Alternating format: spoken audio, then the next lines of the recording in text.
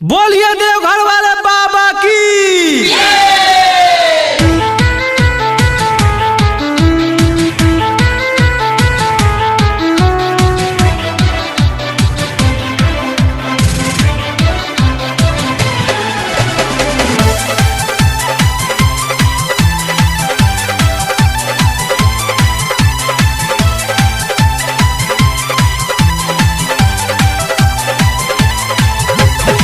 सुनी न पिया अब भांगना पिसाई, लेके आई रउआ में बा मिठाई।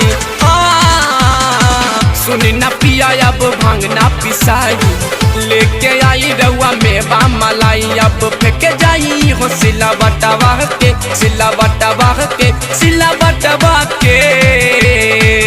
नाता धर ले हम गाड़ी एगो स्वामी जी, चल जाइब नहीं घरवा के। नाता धर ले हम गाड़ी एगो स्वामी जी, चल जाइब नहीं घरवा के।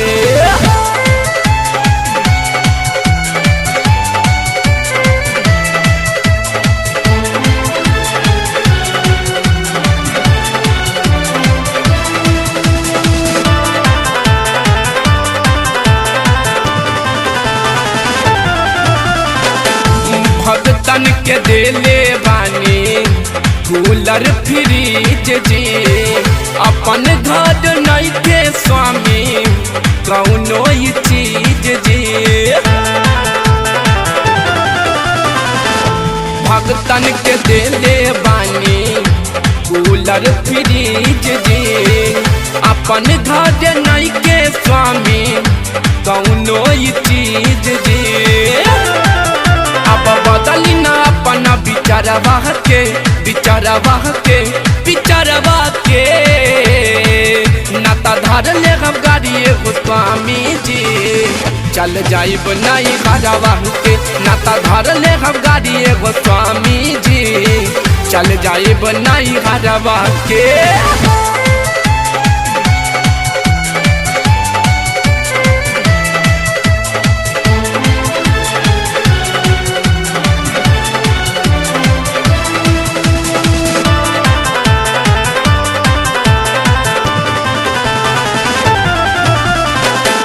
भसम विभूति के छोड़ी ना सिंगार जी, पुतुल के कौशल करिले गुहार जी। भसम विभूति के अब छोड़ी ना सिंगार जी, विकास अभिषेक अब करिले गुहार जी। अब रखल छोड़ी हो बसहबा के, बसहबा के, बसहबा के। नाता धर ले हम गाड़ी एगो स्वामी जी, चल जाइब नहीं घरवा के। नाता धर ले हम गाड़ी एगो स्वामी जी, चल जाइब नहीं घरवा के। सुनी न पिया अब भांगना पिसाई, लेके आई रउआ में बा मलाई। अब फेंके जाई हो सिला बटवा के, सिला बटवा के, सिला बटवा के। नाता धर ले हम गाड़ी एगो स्वामी जी, चल जाइब नहीं घरवा के। नाता धर ले हम गाड़ी एगो स्वामी जी, चल जाइब नहीं घरवा के।